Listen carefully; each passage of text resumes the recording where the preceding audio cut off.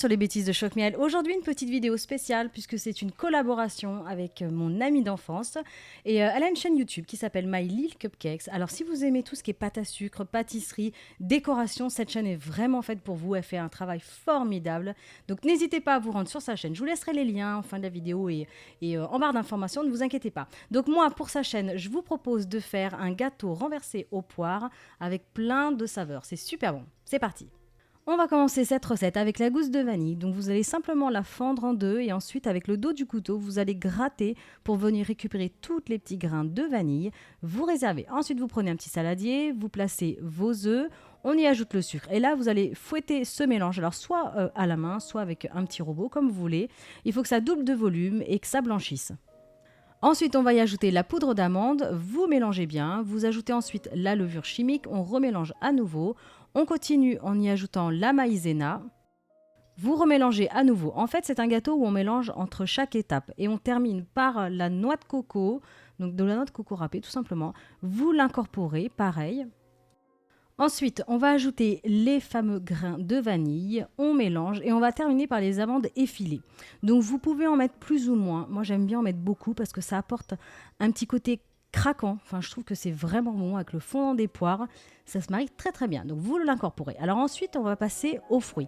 Donc moi il me restait une banane, donc je l'ai utilisée. En fait vous pouvez utiliser les fruits que vous souhaitez, moi j'ai fait banane avec un peu plus de poire, mais vous pouvez utiliser des pêches, des abricots, enfin voilà les fruits que vous aimez. Donc vous les coupez en petits morceaux.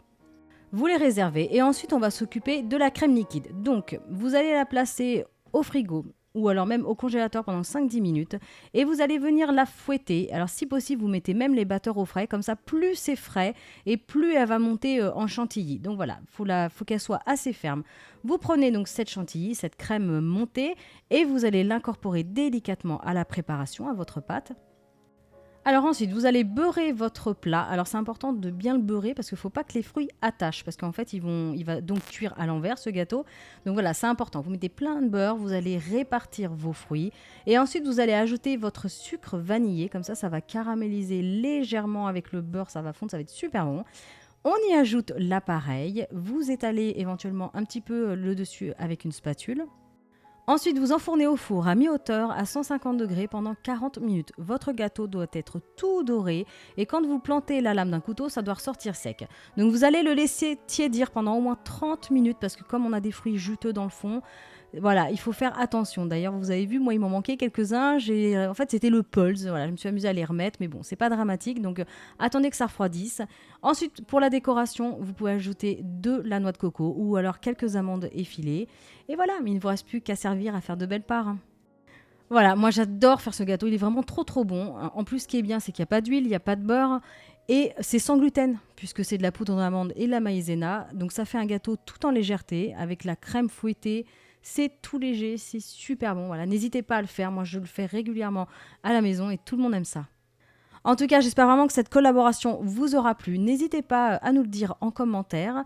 Et n'hésitez pas à faire cette recette. Envoyez-moi une jolie photo sur mon Facebook.